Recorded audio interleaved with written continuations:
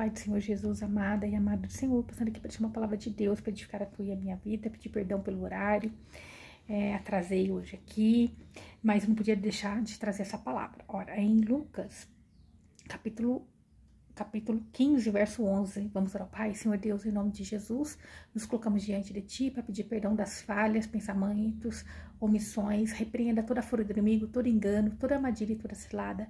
Pai, estamos diante de Ti pedindo perdão, Senhor, de todo o coração, de tudo aquilo que não Te agradou, pedindo proteção, cuidado e zelo. Nós Te amamos, nós Te louvamos, nós Te bendizemos, engrandecemos o Teu nome, em nome de Jesus.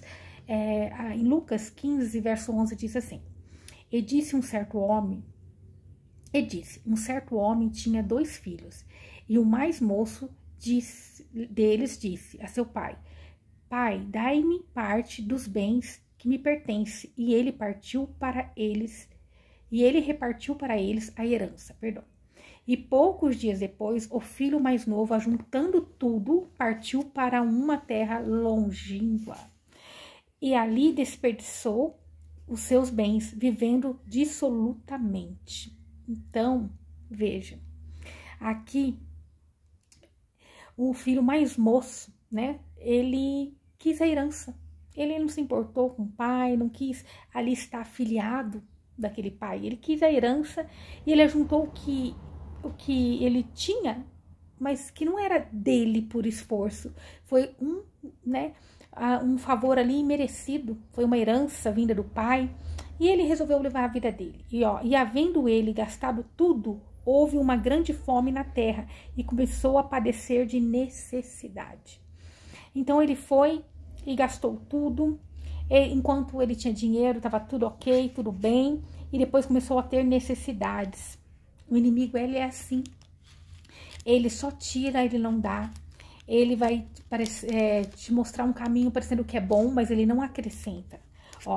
E foi e se achegou a um dos cidadãos da terra, o qual o enviou para o seu campo apacentar porcos. Então aqui ele foi ali agora ser servo, né, de um homem que tinha uma criação de porcos.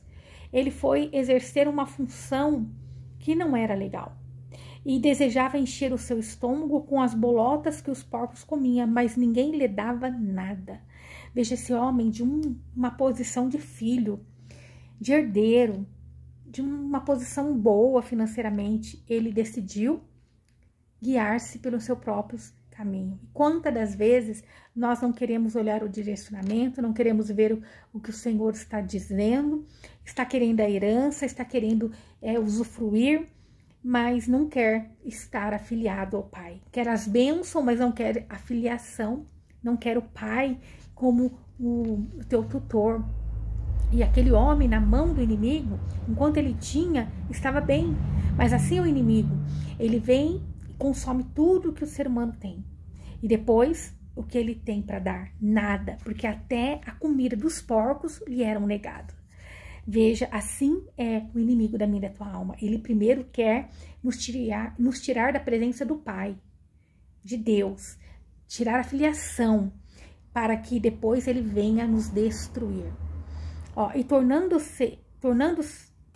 em si, né, ele despertando de toda aquela loucura que ele cometeu, disse: quantos jornaleiros, quantos servos do meu pai têm abundância de pão, e eu aqui pereço de fome. Veja, servir a Deus, Deus nunca vai nos deixar devendo nada, Ele nunca vai deixar de ser o nosso provedor, o nosso cuidador. Mas quanto àquele que quer a tua herança, mas não quer a filiação, não quer estar debaixo da proteção e do cuidado, do direcionamento de Deus, Deus abençoa. Quantos são assim que chegam ao Senhor querendo uma bênção? E Deus até dá essa bênção, mas aquilo vai ser consumido, aquilo não, né? É uma bênção provisória. E se aquela pessoa não cuidar, ela não vai ter mais. Mas aquele que fica debaixo do esconderijo do Altíssimo, na sombra do Onipotente, aquele que está como filho, debaixo da filiação, né? Debaixo dessa proteção de pai, ele é ali cuidado e zelado para sempre. E levantar-me-ei e irei ter com meu pai, e lhe direi: Pai, pequei contra o céu e perante ti. Então agora ele reconhece, ele desperta daquela loucura e E ele entende que ele pecou contra o Pai, que ele pecou contra o céu. Já não sou digno de ser chamado teu filho. Faze-me como um dos seus servos, ou jornaleiros, né? E levantando-se foi para o seu pai. E quando ainda estava longe, viu seu pai, e se moveu de íntima compaixão, e correndo, lançou-lhe ao seu pescoço e beijou. E o filho lhe disse: Pai, pequei contra o céu perante ti, e já não sou digno de ser chamado teu filho. Mas o pai disse aos seus servos: Trazei depressa a melhor roupa e lhe vistam, e pondo-lhe um anel em sua mão e alpargas aos seus pés. Veja, Deus, ele sempre está de braços abertos. Ele é o nosso Pai poderoso e santo, que não abre mão de sermos filho dele. Enquanto o inimigo, ele consome, ele não acrescenta, ele tira, ele destrói. Deus, ele está ali para que nós estejamos debaixo da proteção e do cuidado dele. Então, o que Deus tem para nós é muito mais do que o mundo tem para oferecer. Que você não venha querer somente as bênçãos de Deus. Que você não queira a tua herança para viver nessa terra. Ah, não, quero usufruir. Ah, não, aqui nessa terra que nós temos que viver, né? Nós temos que ser felizes aqui nessa terra. Vai ficar esperando para ser feliz no céu. E às vezes não obedece o direcionamento de Deus. Que Deus está trazendo para mim e para você hoje. Mais vale você estar debaixo do direcionamento de Deus, do cuidado dele. Ele tendo o controle, nada é nosso, tudo é dele. Porque ele que é o nosso provedor, o nosso cuidador, tudo vem dele, dando glória a ele. Então nós vamos estar sendo cuidado e zelado e vamos usufruir do melhor dessa terra. Aquele moço, esse moço dessa história, ele não tinha entendimento, ele achava, poxa, meu pai é tão rico, eu tenho que ser mandado, eu tenho que obedecer, eu tenho é ele que direciona o que eu gasto, o que eu não gasto, onde eu vou. Tem regras nesse lugar. Mas Deus, ele é assim, como aquele pai. Tem regras para cuidado, tem regras para você não perder o que você tem. Ele não quer que nós venhamos ser destruídos pela mão do inimigo. E tem coisas que o ser humano quer, ele quer uma bênção, quer um carro, quer uma casa.